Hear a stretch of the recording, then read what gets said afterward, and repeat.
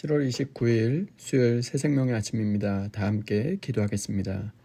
새 하루 새날을 허락해 주신 주님 감사합니다. 우리의 눈에는 광야처럼 길고 메마른 시간이라 할지라도 하나님께서 여전히 말씀하시고 함께 하시며 언약을 신실하게 이루어 가시는 주님이심을 믿사오니 광야 같은 인생길에도 낙심치 않게 하시고 하나님께서 이루어 가시는 은혜의 역사를 바라보게 하옵소서. 이 아침 우리의 심령을 말씀으로 새롭게 하시고 하나님의 신실하심을 더욱 깊이 경험케 하실 살아계신 예수 그리스도의 이름으로 기도하옵나이다. 아멘. 오늘 우리에게 주시는 하나님의 말씀은 신명기 2장 1절로 15절 말씀입니다. 우리가 방향을 돌려 여호와께서 내게 명령하신 대로 홍해길로 광야에 들어가서 여러 날 동안 세일산을 두루 다녔더니 여호와께서 내게 말씀하여 이르시되 너희가 이 산을 두루 다닌 지 오래니 돌이켜 북으로 나아가라. 너는 또 백성에게 명령하여 이르기를 너희는 세일에 거주하는 너희 동족 에서의 자손이 사는 지역으로 지날진대 그들이 너희를 두려워하리니 너희는 스스로 깊이 삼가고 그들과 다투지 말라.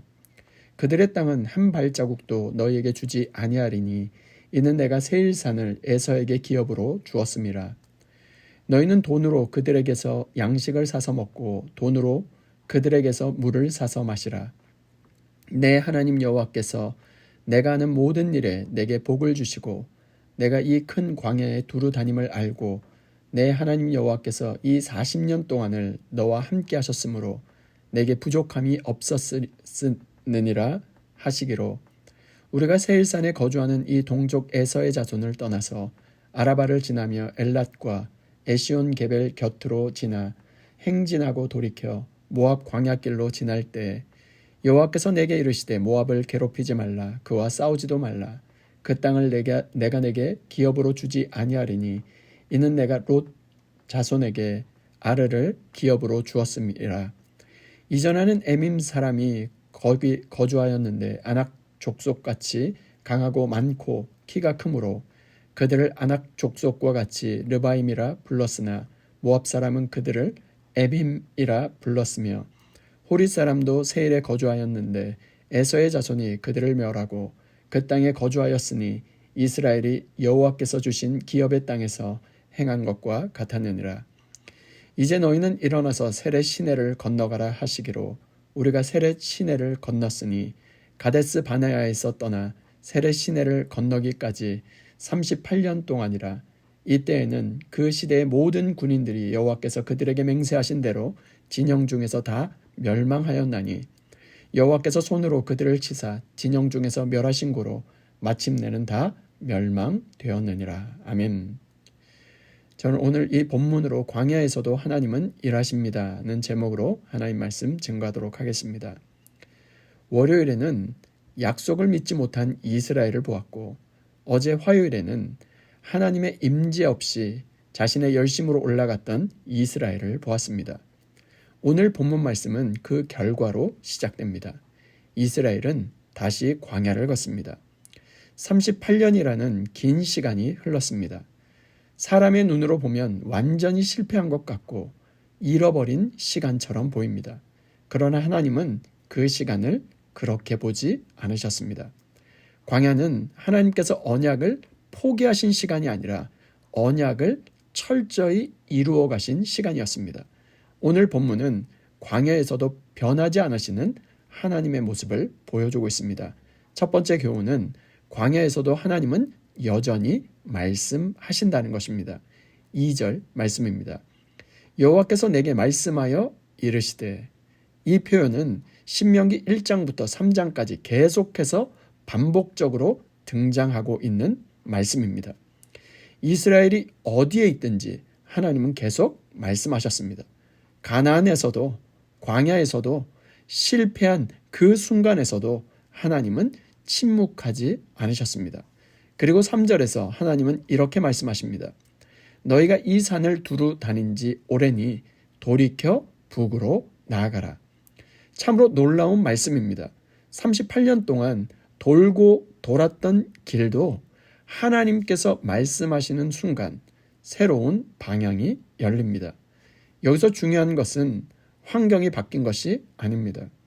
이스라엘의 형편도 광야도 사람들도 그대로였습니다. 달라진 것은 단 하나, 하나님의 말씀이 다시 임했다는 것입니다. 그래서 광야는 방향을 잃은 시간이 아니라 하나님의 말씀이 다시 우리의 삶의 방향을 결정하는 시간인 것입니다. 대부분 우리는 환경이 길을 결정한다고 생각합니다. 그러나 하나님의 백성은 형편을 따라 움직이는 사람이 아니라 하나님의 말씀을 따라 방향을 바꾸는 사람인 것입니다. 38년 동안 돌던 길도 하나님의 한마디 말씀이 임하자 북쪽을 향해 움직이기 시작했습니다. 환경이 바뀌어서 길이 열린 것이 아니라 하나님의 말씀이 임했기 때문에 길이 열린 것입니다. 오늘 우리도 인생길에서 같은 자리를 맴돌고 있는 것 같은 그 길을, 그 시간을 지나가고 계십니까?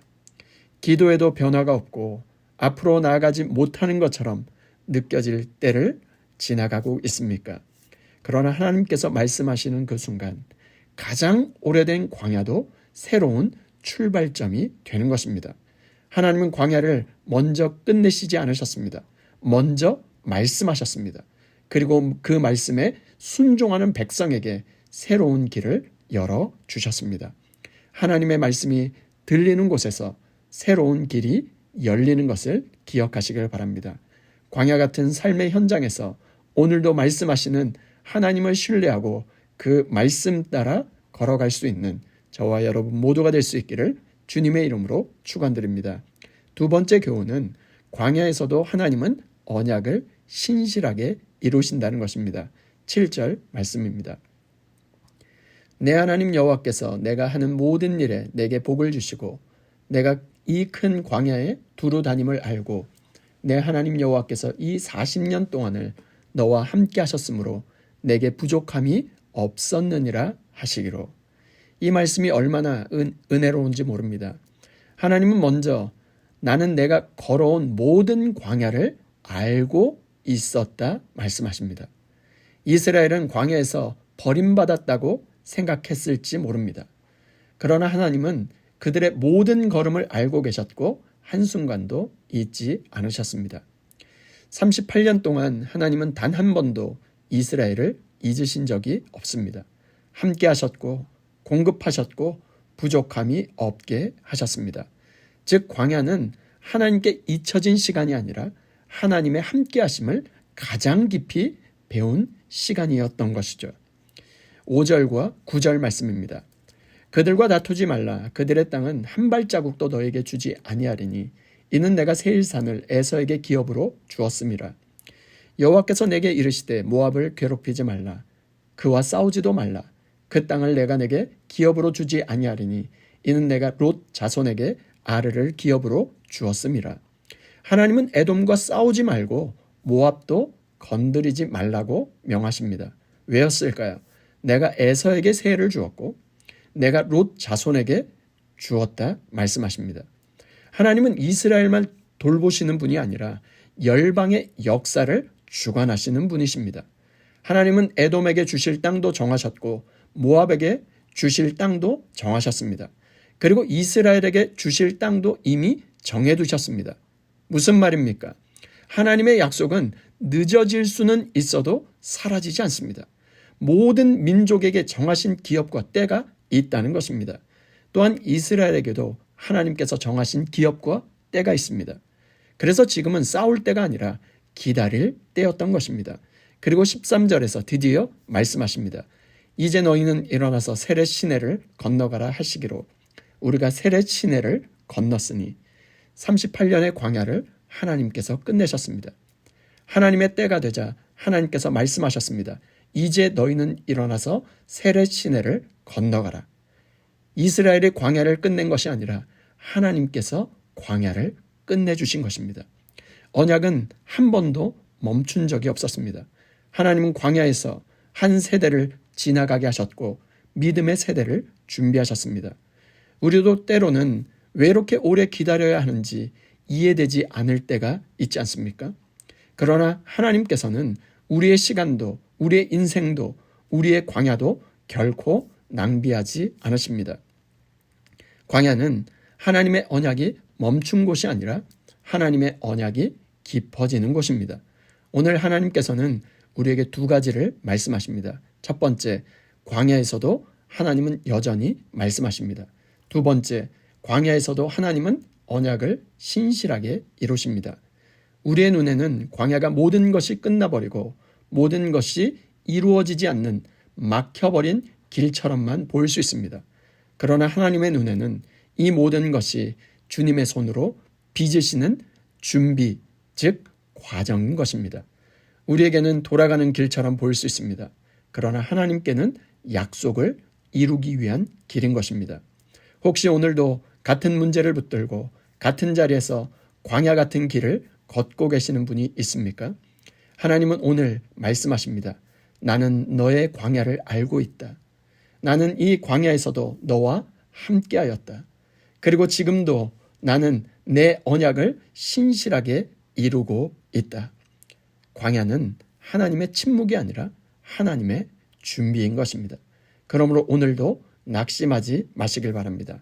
광야 같은 인생길에서도 말씀하시는 하나님, 함께 하시는 하나님, 언약을 끝까지 이루시는 하나님을 신뢰하며 믿음으로 걸어갈 수 있는 저와 여러분 모두가 될 수 있기를 주님의 이름으로 축원드립니다. 이 시간 주신 말씀과 공동의 기도 제목으로 함께 기도하겠습니다. 첫 번째, 주여 광야 같은 시간을 지날 때에도 하나님의 음성을 듣게 하시고 그 말씀대로 순종의 길을 걷게 하옵소서.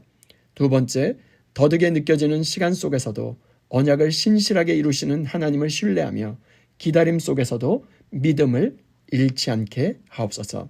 세 번째, 복음이 필요한 열방 가운데 선교의 문을 열어주시고 모든 선교사님들에게 지혜와 담대함을 더하셔서 하나님의 언약이 땅끝까지 전파되게 하옵소서. 공동의 기도 제목과 각자의 기도 제목을 주님께 올려드리며 함께 기도하겠습니다.